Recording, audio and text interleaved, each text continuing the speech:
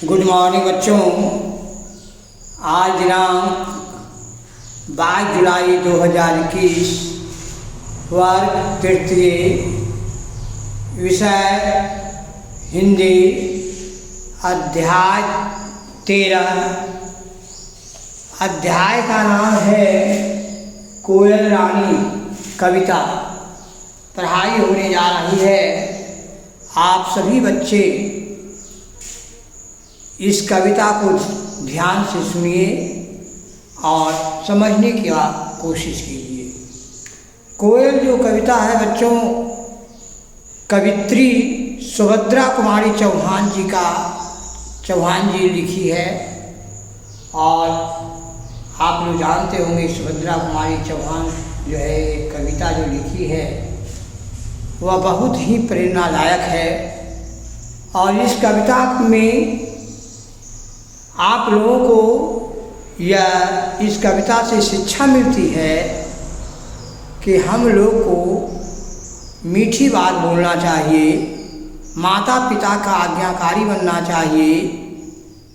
जिस प्रकार से कोयल जो है अपनी माँ की बात मानती है और उसी प्रकार से आप लोग भी मीठी बोली बोलिए और माँ का कहना मानिए।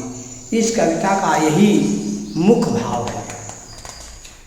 अब कविता हम पढ़ते हैं, ध्यान से सुनिए और इसी भाव में आप लोग भी कविता को पढ़ करके याद कीजिए घर में।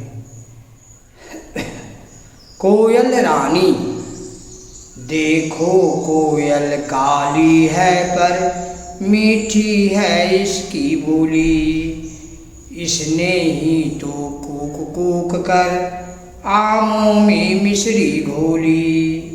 कोयल कोयल सच सच बताओ क्या संदेशा लाई हो, बहुत दिनों के बाद आज फिर इस डाली पर आई हो। क्या गाती हो, क्या किसे बुलाती, बतला दो कोयल रानी। प्यासी धरती देख मांगती हो क्या मेघों में से पानी। कोयल यह मिठास क्या तुमने अपनी माँ से पाई है, माँ ने ही क्या तुमको मीठी बोली यह सिखलाई है। डाल डाल पर उड़ना गाना जिसने तुम्हें सिखाया है, सबसे मीठी मीठे मीठे बोलियो यह भी तुमने बताया है। बहुत भली हो तुमने माँ की बात सदा ही है पानी, इसीलिए तो तुम कहलाती हो सब चिड़ियों की रानी। इस प्रकार से बच्चों यह कविता जो है से आप लोग समझ गए होंगे। इसी प्रकार से कविता आप लोग पढ़ने के लिए सीखिए और समझने की कोशिश कीजिए।